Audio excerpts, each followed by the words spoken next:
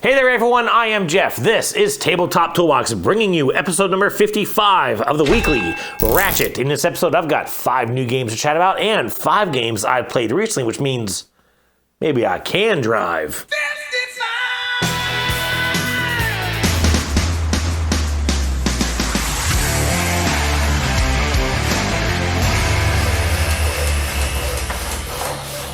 Hey there everyone, welcome back to the Weekly Ratchet. As always, I hope you've had a fantastic week getting to play games with family and or friends. Sorry for another sort of late week episode of the Ratchet coming out. Of course, last week I was coming out of Cabin Con.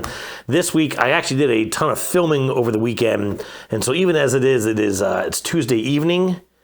In fact, it is the evening. You know, if y'all don't mind, just one little second here.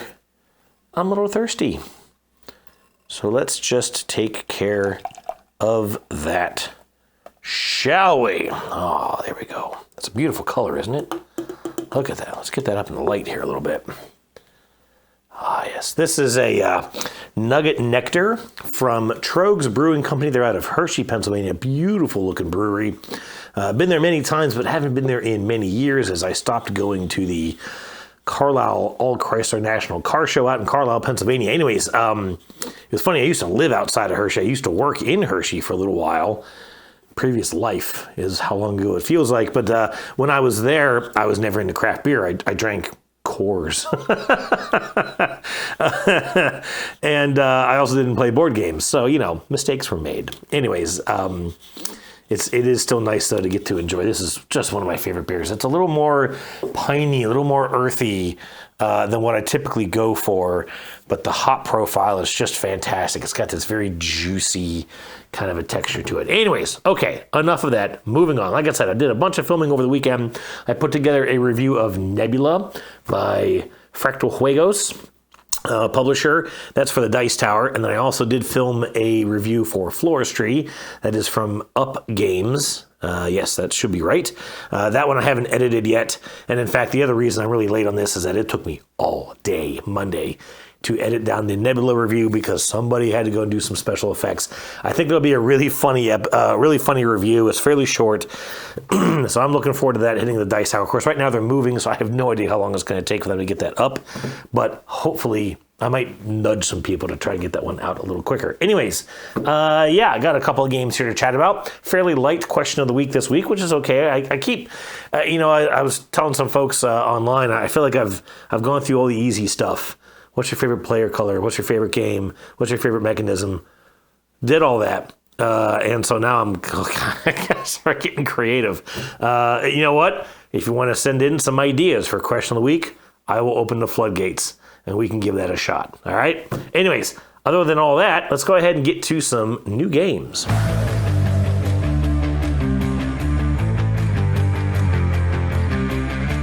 All right, a couple of things here to probably breeze through pretty quick. Up first is the Canvas Big Box Edition. Now, this is literally just another empty box. I have Canvas. I have all the original game and all the expansions for Canvas. And I really debated getting this because, first of all, I always liked the fact that the original boxes could actually be hung on the wall. They could all be hung next to each other, and they kind of made this landscape picture, although what am I going to do with that? Really? The other thing is that I just don't love Canvas that much. And I really, because of that as well, debated whether I was going to get this. I figured it'd probably be easier if I do decide to sell it, to have kind of everything for it. So I did go ahead and I grabbed this. I will say the last time I played it, and I think I talked about that. I think I talked about that on the Ratchet. Maybe. It was a while ago. I did have a pretty good play of it. I did enjoy it a good bit more. My thing with this game is that the original game was interesting. You're putting these pictures together. You had this idea of just a simple background card, kind of a gradient type, just colors. And then you're putting these clear acrylic cards over top that have sort of portions of art. And when they overlap, they kind of create a picture. And some of them can be really interesting, especially the one that has like a window frame in the front and then maybe something crazy happening, outside the window, maybe a storm with a kite on it, and that is interesting. except that all you're really doing is just matching up symbols on the bottom of the card, trying to create various patterns or numbers of those symbols to score points. That's it. The other thing was that then when they started coming out with the expansions, well, then they started adding reversible cards, which I cannot wrap my head around how the artist came up with that. A picture that you have it on the one side, then you flip it over, and it's a completely different picture, but obviously using the same outline because it's a clear card. I just was really, really impressed with how they did that. And the symbols flipped and everything, so it added a whole lot more thought process to building your pictures. And then in the third or second expansion, they came out with, other multipliers or ways that it could sort of change what a symbol showed. I don't even remember what all it did. It also added some kind of like player powers or asymmetrical sort of abilities that you could have. And that opened up the thought process of the game even more. But then you play it, and you get a row of cards on that market, and they're all from the base game. And none of them are interesting, and none of them do that cool stuff. And you're like, I don't want any of these. These are all boring. I really, really wish they would come out with almost a Canvas 2.0, although I don't know that I would buy it. But a Canvas 2.0 that got rid of just the plain old basic cards, made everything either reversible or, modifiers or something, kind of made all of the cards in line with those new ideas. Anyways, so like I said, I got this. It's cute. It's big box. It's got all these little drawers that kind of pull out of here, which is nice. I'm glad they did this ultimately. I don't know if I'm really going to get a lot of mileage out of it. I bought it because I got some tax refund money. Anyways, up next, a quick funny story on this one. I have 2 copies of Space Station Phoenix. I ordered the first one from a small company that I came to then suspect wasn't a fraudulent company, but they kind of they wait until they get the orders and then they actually get the product. And so they don't actually have the stuff in stock. Their price was really, really good. But I was like, crap, I'm not going to get it. And I read some reviews on Yelp that they're really bad with getting refunds. So I went ahead and ordered it from Amazon because they had a sale. And then both of the companies shipped on the same day. So I'm going to return one to Amazon. I'll support the other small little business. Anyways, Space Station Phoenix. I played this at Cabin Con. I've also played it again here in the past week. I really, really like it. I'll talk about it a little bit more here in this episode. Next, so we went to Virginia Beach on Friday of last week. It was the end of spring break last week. I didn't get to spend a lot of time with my daughter, which is kind of a bummer. She kind of just spent most of the week just sitting around at home. A little disappointed in that. But we did go out to Virginia Beach, went to the beach. I actually did a little bit of filming for a Kickstarter preview that I need to write the rest of and get filmed. But I did find a game store that was out there. I think it was called Tower of Games, and they didn't have a great section. It was mostly all Warhammer 40K, and obviously, Lorcana and Magic and that kind of stuff. But I did pick up Beacon Patrol from Pandasaurus Games, and this was not the game that I thought it was. I thought I was getting a game called Seaside, and I didn't actually look at the box, and so my wife was like, yeah, this looks cool, we'll get it. So I bought it, and I'm sitting out in the car looking at the back of the box going, oh, this isn't what I thought it was. But we have played this as well, so I'll talk about it here in a little bit. And since I was kind of bummed in the selection of that game, we went and had a fantastic dinner at Lucky's, I think it's Lucky's Oysters or Lucky Oysters, something like that. Phenomenal dinner. And then found another store not too far away. I'm blanking on the name of it off the top of my head, but I was really impressed by their inventory. Also, we got there at I don't know, maybe 8:30 in the evening. They were open until midnight, and it was packed. And they had a ton of games, a lot of new stuff, also a lot of obscure stuff. In fact, I found the Rabbit Island game that I talked about a couple episodes ago. It's made from a local designer here in Richmond. They got rid of all their copies, and I actually found a copy on the shelf at that store. I was amazed. But anyways, I picked up Unstoppable. This is from John D. Clare. It is It's listed as a solo hero. Man, I can't talk tonight. I haven't actually drank any of that beer yet. It's a solo hero series game, but it does play up to 2 players cooperatively. I tried this one as well. I have some interesting thoughts on this one, but it's one of John's, he's kind of into these crazy card crafting kind of a game. And so this is another game that uses clear sleeves and then cards that have notches in them, which makes them a bitch to shuffle. But anyways, you can slot these upgrades into these cards and kind of change the way they behave, but it changes them in both a good and a bad way, which is unique. Anyways, that is Unstoppable. More on that in a little bit. And the last game I picked up, this was on a whim. They had this on kind of a clearance shelf. I went ahead and I picked up Cloud Age, which, by the way, is one word in Board Game Geek, if you're wondering. But this is a Alexander Pfister game, my second ever Alexander Pfister game, and neither of them involve tracks or, rondelles or any of that kind of stuff. But anyways, I played this one with my buddy Daniel several episodes ago. I talked about it here on the channel. And he has good things to say about the solo mode and the campaign mode of play, which I believe you can do competitively and solo.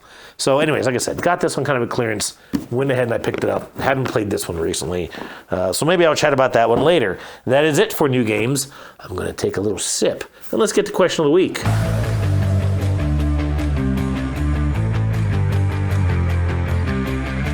Okay, question of the week. Last week I asked you what was the dumbest thing you have ever seen in a rule book. And again, I think this one was a little difficult maybe. And I even realized as I was going through some of these answers and thinking about some of the games that they made me think about just from these comments, I then realized I played a game that did that, but I can't remember what it was called. So I get it. This was maybe a little bit more obscure than I should have made it. Anyways, got a couple of answers. Let's go ahead and get through them. Teshera said he didn't have a specific example, but said it's always dumb when there is no list or picture of components, no table of contents, or if it's a large rule book that doesn't have an index. And I was thinking about this one. I know what you mean, especially when games have, we'll assemble the deck of these cards and move the quantum components to a stack, and you're like, I don't even know what those are, and there's no description of them in a rulebook. The flip side of it, though, when it goes the wrong direction, I think, was in the rulebook of Andromeda's Edge, which had all the components that literally looked like they had been spilled onto a tabletop and then photographed. And so it had all these just crazy piles of stuff, and there's just stuff all over the page, and there were words telling you what you were, but then the rules said, we'll shuffle the deck of objective cards. You're like, I don't know what the objective cards are. And you're trying to literally find the text in this just jumbled image of a mess. And so I agree with you. It should be a list, alphabetical order, please. And then another thing I'll say, and you'll see this comment come up here in a moment, is make sure I can see the damn component, right? Sometimes you see these, here's this deck of cards and here's this deck of cards, and the image is that damn big on the page. What am I supposed to do with that? I still can't make out any of the icons on it to tell what it's actually supposed to be. But so I hear you, and there's even other ways that it can go wrong. Ty McDonald said he always seems to get a rule book where a particular rule is stated poorly, and you simply can't understand what it's trying to say. I talked last week after Cabin Con about the rule book of El Dorado, or Island of El Dorado, and he had a half page, literally half a section of pages. Here's how combat works. And I thought about grabbing it, reading it, but if you remember last episode, I spilled that crap all over the table. So I'm not going to do that. But it literally said things like, you can move into combat, and if a combat is started, a player can, if off turn and they have movement left, they can move in. And I'm like, how can they move when it's not their turn and they would still have movement left? Like, it didn't make any sense. And then it had the last paragraph was like, they can choose to leave combat, or if they're still on the space, then combat will happen. And reminder, you can't flee combat. So, isn't that what? like how does that work? How would you state that you may not be on the space, but then point out that you can't leave the space? It was just really, we did ultimately figure it out when you kind of realize that combat may not always necessarily be between main components or your main character. So you could kind of have like your main character, then you could have your villagers, and you could fight with villagers. And if you were fighting against villagers, there was a possibility that the opponent could then flee with the villagers. They can't flee with the main character.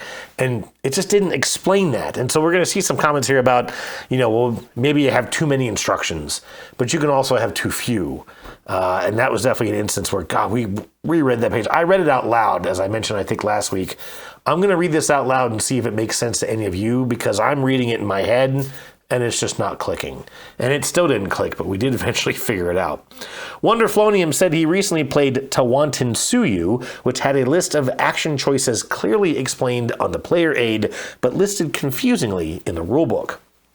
That reminded me of At the Gates of Loyang, which I talked about past couple of episodes, where in the rules it states that, okay, you first remove a vegetable from every one of your cards. First you drew out a new garden card, and then you removed a vegetable from every existing garden card. And if any cards were empty that were not empty at the beginning of the turn, then they got removed. It was stating that so that you would not think that you had to remove the garden card you had just flipped out. But in the player aid, it said to first remove a vegetable from every card, get rid of all the empty cards, and then put out the new card. And that made so much more sense in the player aid that the rulebook became more convoluted. And in fact, that was one that I did a rules teach video on, and I had it all scripted, played the game, saw the player aid, and I thought, that makes more sense, and actually rewrote the script real quick, kind of flipped it. So it was just easier to teach in that video. So I know what you mean there as well. The Meeple Society said they find it redundant to tell us to put the game board in the middle of the table. I've seen jokes about that before. I almost want to say that Grant Lyons did some joke about that at Gen Con or something like that. I get it. And I'll say that sometimes when you don't see that, it almost also becomes funny. Like, where am I supposed to put this board? Ecto Fox said the dumbest thing he's ever seen in a rulebook is an advertisement for another game, especially in one instance where the advertised game never got released. That's pretty crazy. I know I've seen, in fact, in some of these games I just got, they had little flyers in them for other games. And some of them you kind of look at and you go, oh man, that's like an old game. Is that game even still in print? You know, especially if you get an older copy of a game, that's still unopened and you see these advertisements just for old stuff. Anyways, never seen it in a rule book though. That's an interesting one. Sean Tierney said he gets annoyed by poor editing of rule books, like using 2 paragraphs to explain a 1-sentence rule. And that's kind of what I was talking about, right? I've seen it go the other way where you just make this really, really simple statement. I'm like, hang on, there's like 5 things I don't understand out of this because there's a couple different ways you could interpret it. It also reminds me, though, of the game, in your example, reminds me of the game Aqua Garden. That's by Uka Bakoya. And I remember when I first sat down with that rule book, it was at the Dice Tower Retreat, I think 2 years ago. And I got out this booklet. It's a small booklet, like this kind of a size, but it's like 30 pages. I was like, holy crap. And I'm flipping through it, and then you start to realize that they're like, it's one of those kind of time track games where whoever's in back gets to go next, and if they're still in back, they can go again. And it explained that in like a page and a half of rules. Now, I realize if you just said this is a time track system, people are going to understand that, but there's still a far easier way to explain it, get the idea across, and move on. And that was a game definitely where it was like, God, like how many times are you going to tell me the same thing over and over and over again? And you find yourself like, I blew through the rule book because I was like, yeah, got it. Okay, here's a new rule. Got it. Like it just kept repeating itself. So I know what you mean. Jeremy Brooks said any instance where the rulebook tries too hard to lean into its theme, like the rulebook to Quorum by DeVere, which defined a simple market of cards as Rome. That also reminds me of the game of Regency. Now, Regency was a little card game that Dice Tower sent me, and I did not like it at all. But it did the same thing. It had all these different decks of cards, and all of them had these crazy names, and the actions had crazy names. Well, you can commit adultery. That's a terrible example, but you can commit fraud. And I'm like, just say that I'm taking a card from my opponent. Like, calm down. But yeah, it's like, and in fact, I know that Mike DeLisio talked about this in a video a long time ago, that when you just come up with these crazy ass names, and then I'm reading the rule book, I'm trying to understand how to play the game, but I have to try and index these crazy terms you're using and remember them. It's like, yeah, if you wanted to find that, okay, but I don't know, like put it in parentheses, like, take a card from the market, Rome, and do whatever. So, yeah. The example that we had from Cabin Con, the rulebook that actually inspired this question was the Scholars of the South Tigris. And in the Scholars of the South Tigris, there is a deck of, I believe they were the, what was the transcript or manuscript, whatever they were, these cards. And these were the words or sort of like the things that you were supposed to be translating from whatever language to Arabic, and you had to use different translators and sort of go through this pattern, to make these translations. And it tells you, okay, take the deck of these cards, and I even think there may have been like tier 1, tier 2, I don't really remember, and okay, shuffle them, and then it's arrange them in this unique order, and then, okay, put a bunch out here in the map, which is just a grid of cards, right? And then put a couple out onto you had to preload a couple out onto the guild buildings, and then I think you had to deal like 1 or 2 to each player, and then it literally said, take the remaining deck and place it out of reach. I'm sitting at a table. Like, what am I supposed to do? Get up and walk across the room and put it on the kitchen island, which is what we did for comedic effect. And in fact, I even shot this little video. We're sitting here getting ready to play Scholars. We follow the directions, placing the excess cards out of reach. Idiots. That was the second game that we played of Cabin Con, if you remember. And that just sort of set the whole stage of the hilarity that just went on for the rest of that weekend. We're just like, oh, well, just throw these across the room so I can't reach them anymore. And all it is that later on, if you get through the entire deck, you're supposed to bring them back out or something like that. Or if the game end is triggered and you run out of cards, then you would use these to kind of fill in. Like, you could have, I don't know, just told me to put them aside the table and you might use them at the end of the game. I don't need to put them out of reach, you idiots. Anyways, that is it for question of the week. Let's go ahead and get to some recently played games.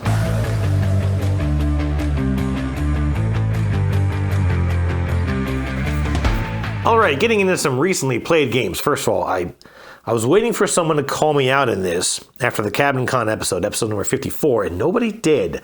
I was quite vocal on the fact that we played 14 games, technically 16 if you counted my 2 solo games, which I didn't really.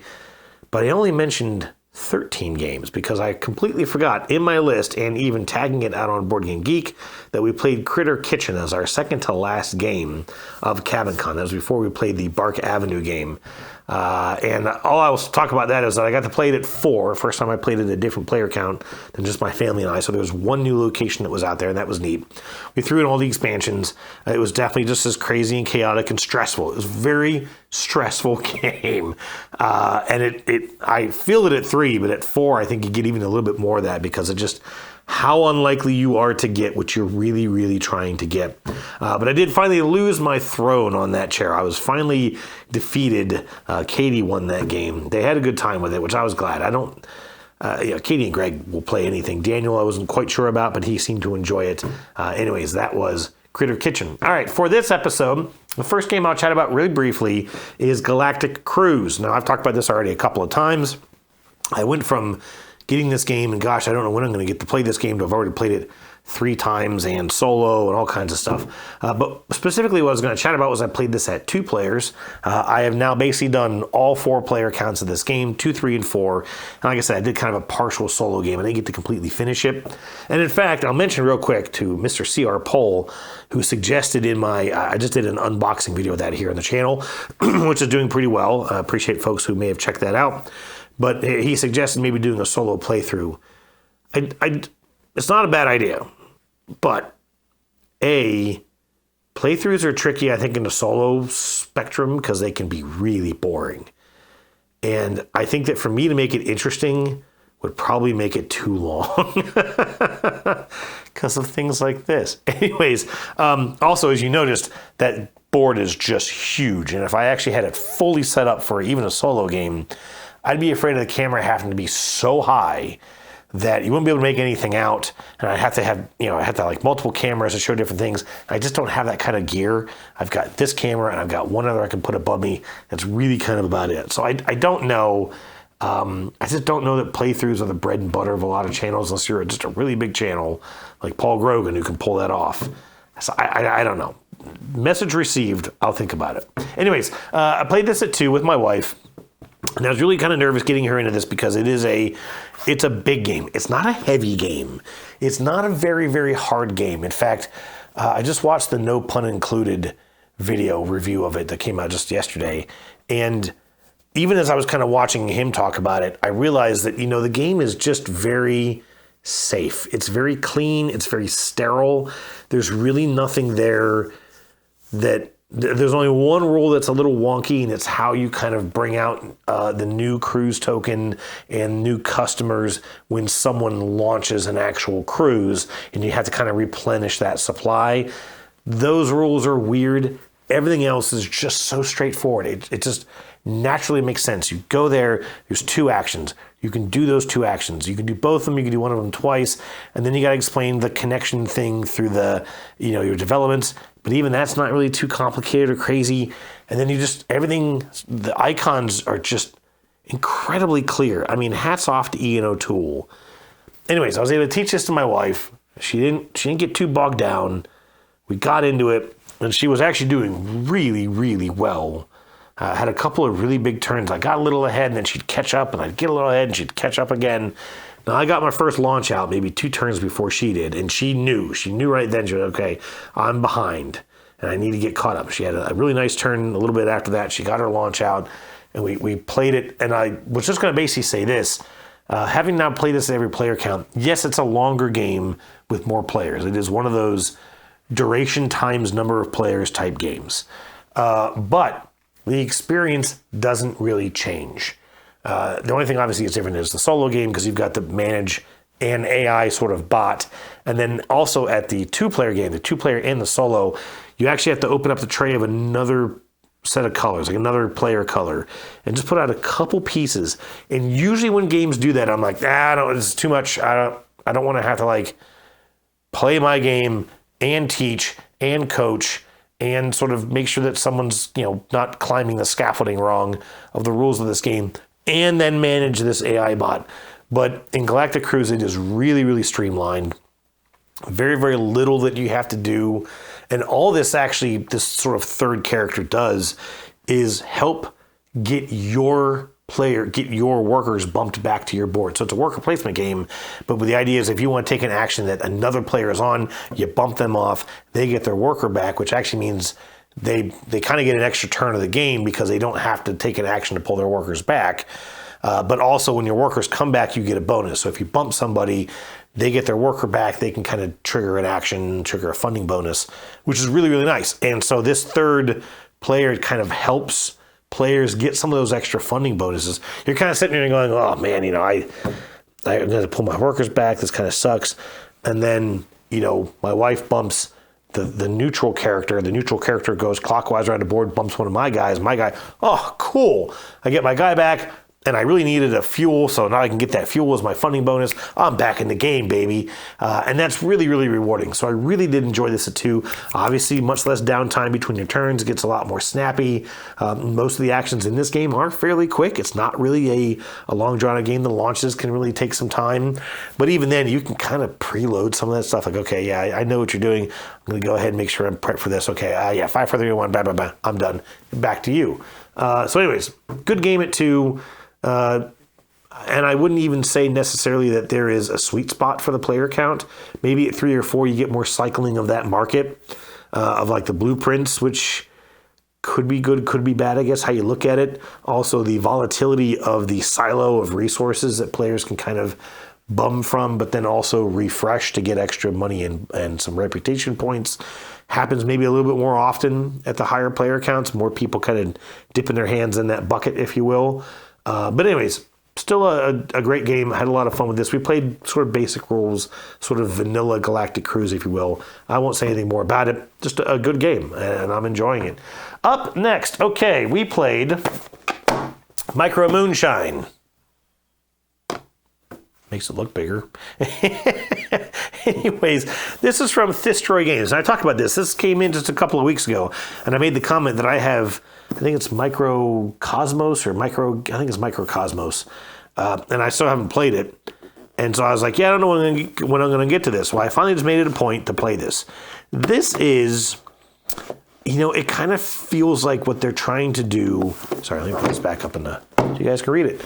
It feels like they're kind of trying to do what the Tiny Epic Games does. So there is no board, although because this is a Kickstarter, I of course have a mat that I can use. But the mat, even as I found out, only gives you a place to put your market, your score track, your contracts, your basically round marker, turn marker, and a place to like store all of your components.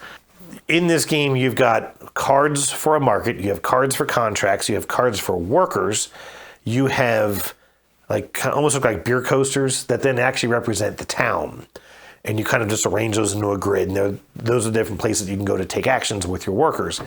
And I was almost kind of bummed because, it's got this nice mat. Even though it has a little bit of a food chain magnate kind of look to it, just very, very basic colors. It looks like that should be where your town locations go, but it's not. Your town locations actually do not fit on that mat.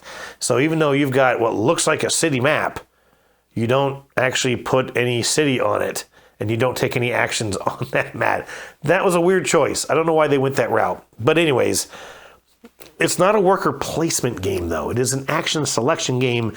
Your crew cards are two-sided. So if you use them on the one side, then you have a character that has a special ability. It might give you an action that you can take once, and then they flip over. Or it may give you a passive ability, which is active as long as that character is out and is face up. You don't flip it over whenever you trigger that passive ability. When they're on their backside, they are then bootleggers, and you'll use the bootleggers to still trigger city locations, but they won't give you any special abilities. But then you're also going to use those bootlegger cards when you go to turn in contracts. So it is a contract fulfillment game with sort of worker place or like I said, action selection as your mechanism to get the components that you need. So maybe you're going to a building, a barrel house, you're going to turn in 2 wheat and a water, and you're going to make some whiskey, and you're going to get a whiskey barrel. You really can't do anything with the barrels in this game. You have to go to the bottle shop and convert your barrel then into a bottle, which is a 1-to-1, which doesn't make any sense because you would get a shitload of whiskey bottles out of a barrel, but whatever. And then you have to, do that maybe multiple times to get the different alcohols that you need to finally fulfill a contract. Then when you finally go to fulfill a contract, which is a free action on your turn, you have to have obviously all the stuff that contract needs, and then you might need dirty money. I'll get to that in a second. And then you might also need instead of that dirty money, one of your bootleggers. And so really what this game felt like was a slog. Because just to get that alcohol, I first have to go to the market, which you don't go to the market. It's just an action you take to take some market cards, which give you the various ingredients. Like I said, it was wheat, fruit, a sugar, something to ferment in alcohol, and water. Yeah, wheat, fruit, water, sugar. Yes, no yeast, oddly enough. But so, you got to go get those ingredients. You got to go to the bear house. Then you got to go to the bottle shop. And then you maybe got to do this again, depending on what you need.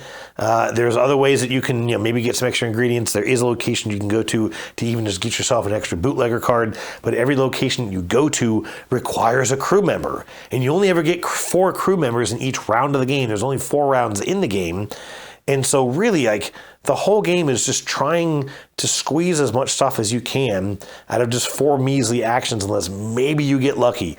My wife had a character that she could just kind of use to get more characters, to get more bootleggers, which is fine. But then you had this idea of the clean money and the dirty money, the clean money with these really nice little wooden money components, and the dirty money would always appear on your ingredients, maybe sometimes on some of your crew cards. And so whenever you needed dirty money, you were then forced to discard these items. Now, you could use clean money to pay dirty money, but it was just another way that kind of acted as a sink to draw some of those resources out of your possession. So, okay, I got a whole bunch of stuff. You can only have 7 ingredient cards, but now I got to pay 2 dirty money and get rid of a bootlegger just to turn in all this alcohol and get a contract fulfilled. Like I said, it felt like a slog. It felt very repetitious. There was no concept really of an engine building mechanism. You never got better at doing any of this stuff. The only thing you might get is very lucky and get various crew cards that maybe gave you some passive abilities. And so actually on my last turn, I lost this game. And I lost a decent margin to my wife, actually, which I think we were both a little surprised by, given that, this is kind of like my theme. But anyways, in my very, very last round, I had 3 crew cards each with passive abilities that fed beautifully into each other. So I had one that said that when I went to a barrel house, I could spend 2 ingredients as any one other ingredient.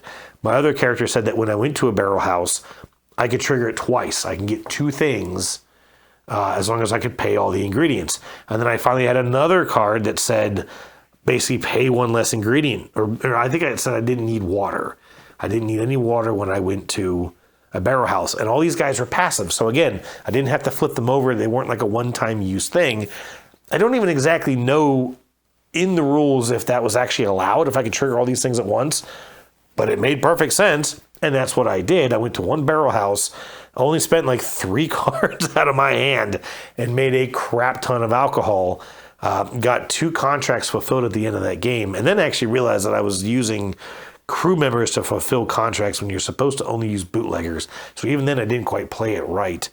But that's the thing, is that this game just felt like so much work to get an alcohol contract fulfilled, which makes sense, except that you're so limited by your turns and you're so limited by these crew members. Every action you take is just about going to require you using a crew member. And so you sit here, you take a couple turns, like I almost got nothing done this turn and I'm out of people and the round's over and I've done nothing. And so I don't know. I don't know that this is going to get played again. It just wasn't very interesting. If you compare it to the Capone game, I think it's called. No, it wasn't Capone. I can't remember the name of it. I'll try and flash up here on the screen.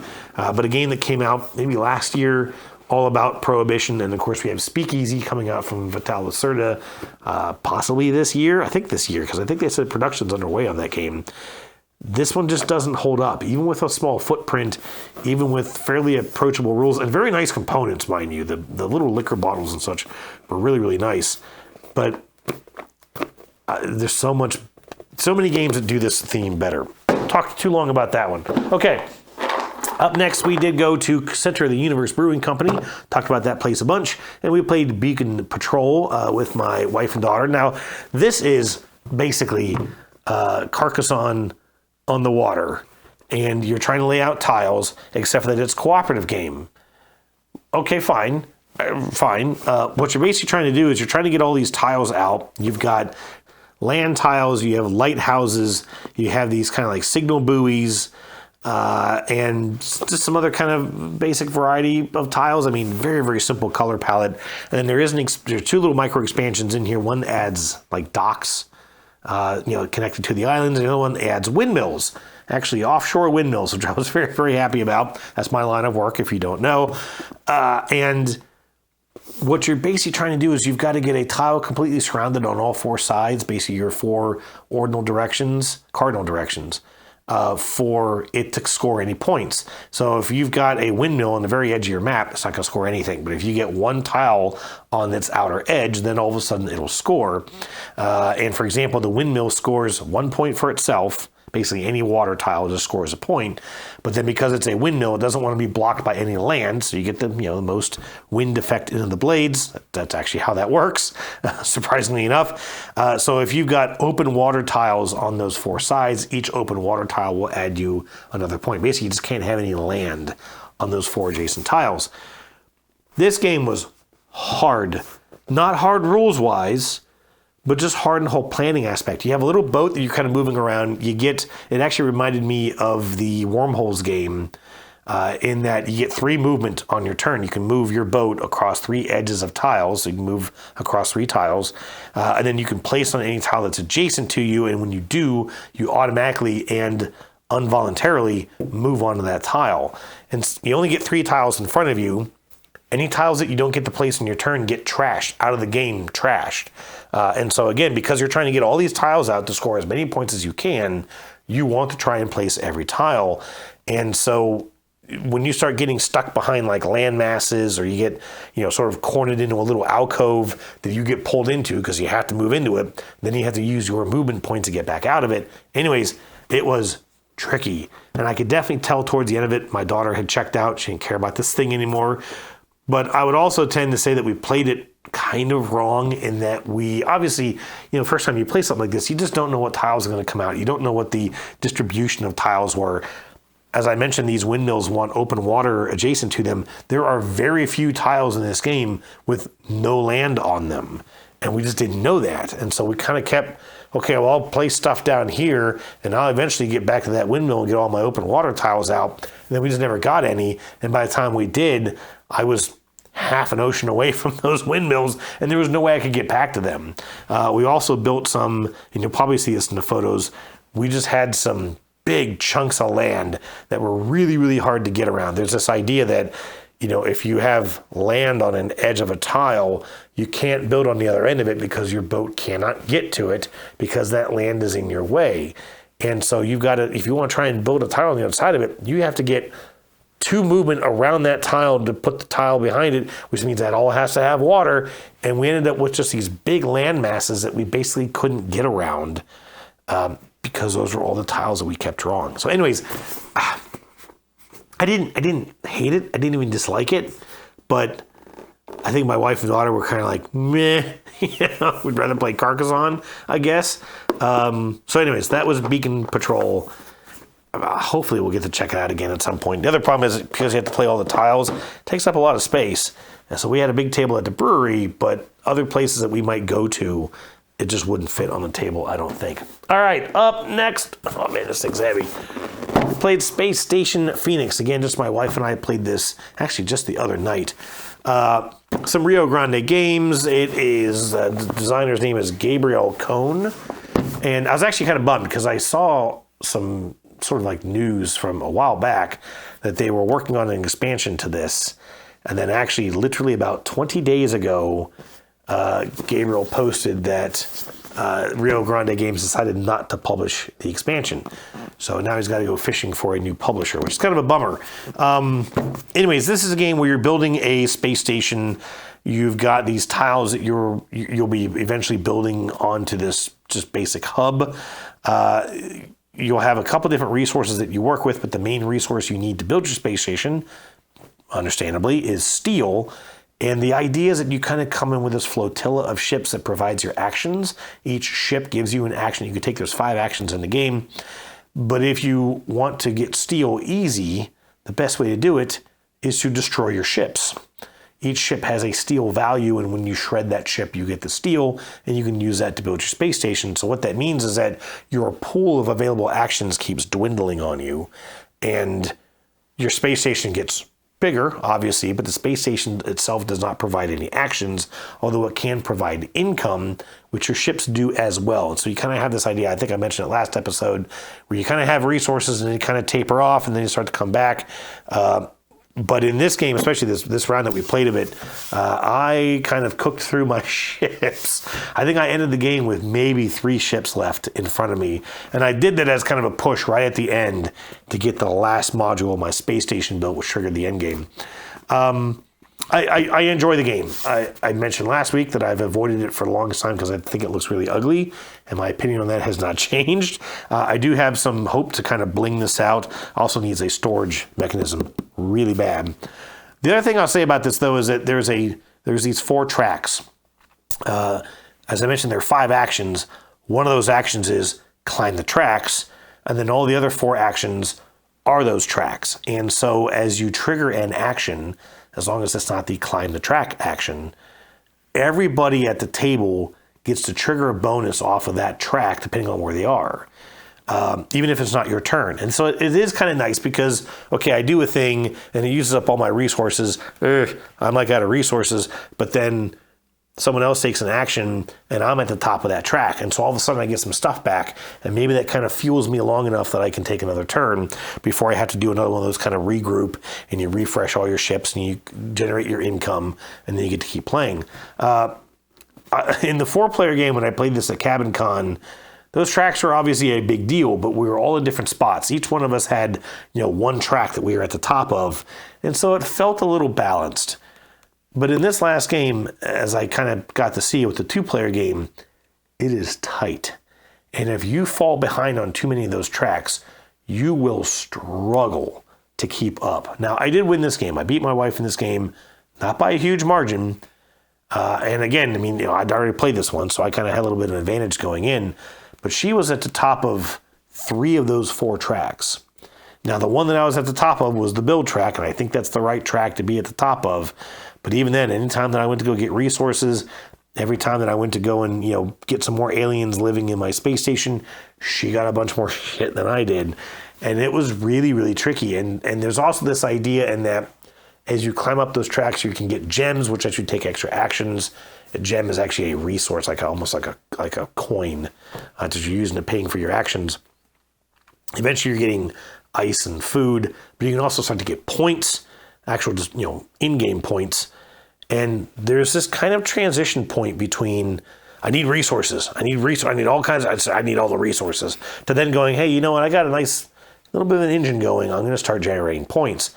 And I made that transition, thankfully, a little bit before my wife did. And I got a couple of points ahead, but then because she was at the top of, or at least above me on 3 of these 4 tracks, when she made that internal conversion, okay, I'm going to stop going for resources and going for points, she then passed me. So I had to make up for it in endgame. And like I said, I won it, but not by a big margin.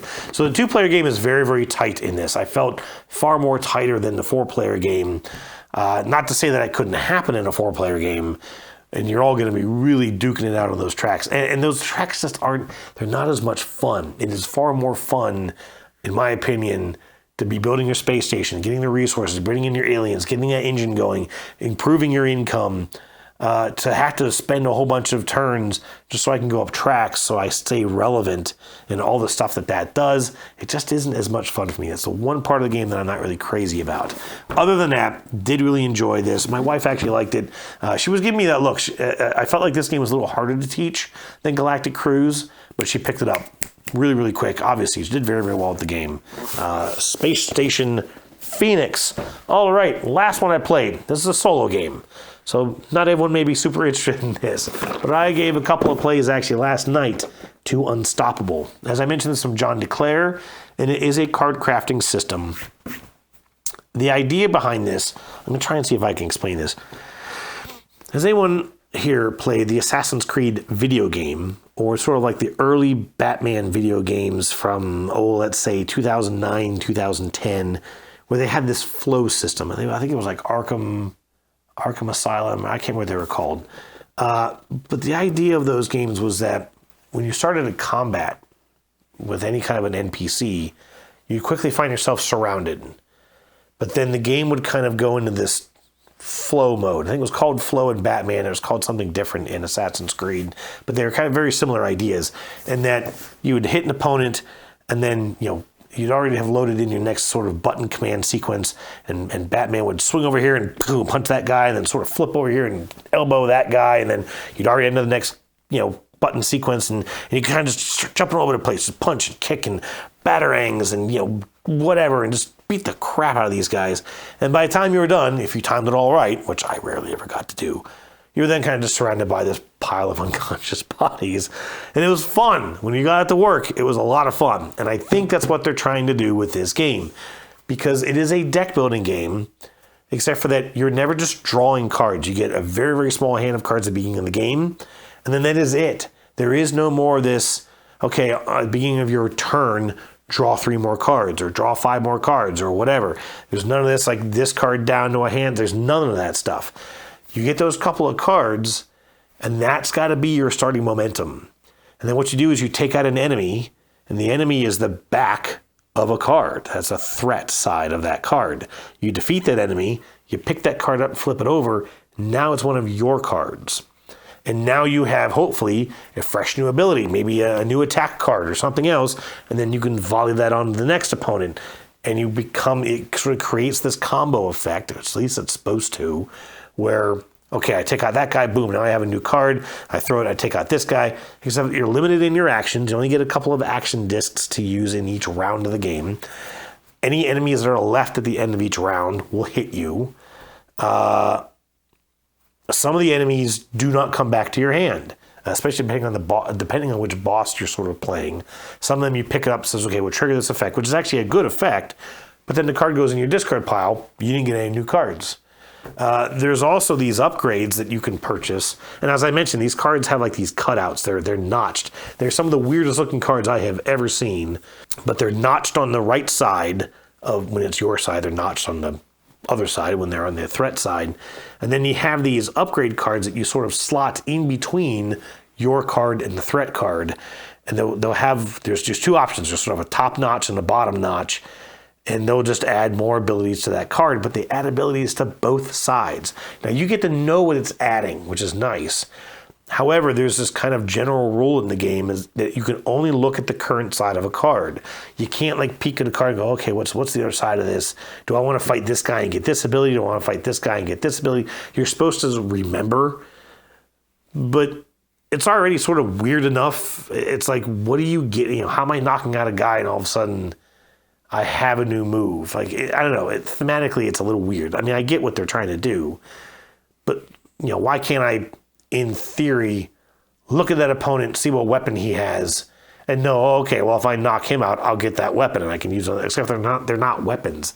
Like you can knock out a guy and all of a sudden you get an ally. You get like another character you can kind of put in front of you. Like, how does that, what? It's just weird. But anyways, those upgrades cost money. Money is really, really hard to get. And so John DeClaire even himself has a tip, a whole list of sort of ideas and suggestions on how to play this game out on Board Game Geek.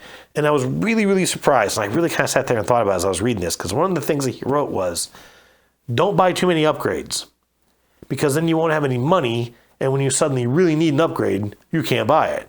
Because if you only have one card in front of you and you need to try and use it to knock out, you know, maybe two people, you know, there may be an upgrade. There typically won't be, but there may be an upgrade out there that will help you do that. But if you're out of money, tough luck. And I'm like, basically what you're telling us, John, is it's a deck building game that works best if you don't build your deck. Like, don't play the game. Just save your money until the game is really hard. Like, what? So I played this twice last night. Obviously, the first game I expected to be a learning game, and I got my butt kicked. And then, okay, all right, now I kind of understand how it works. I was leaning less into the rule book for each phase. And I played it again, and I was, okay, yeah, all right, took out a couple guys, boom, did some damage to the boss. All right, I'm getting this. And then I ended up on a turn where I had actually, through one attack, chain reaction these three guys, but two of them just went over as boss damage. I didn't get any cards for them. The other guy gave me a card. It was a very basic starting card. I couldn't do anything with it. In the next round, all these new thugs came out, and I had one card. I'm going to hit you with a frisbee, and you're going to laugh at me.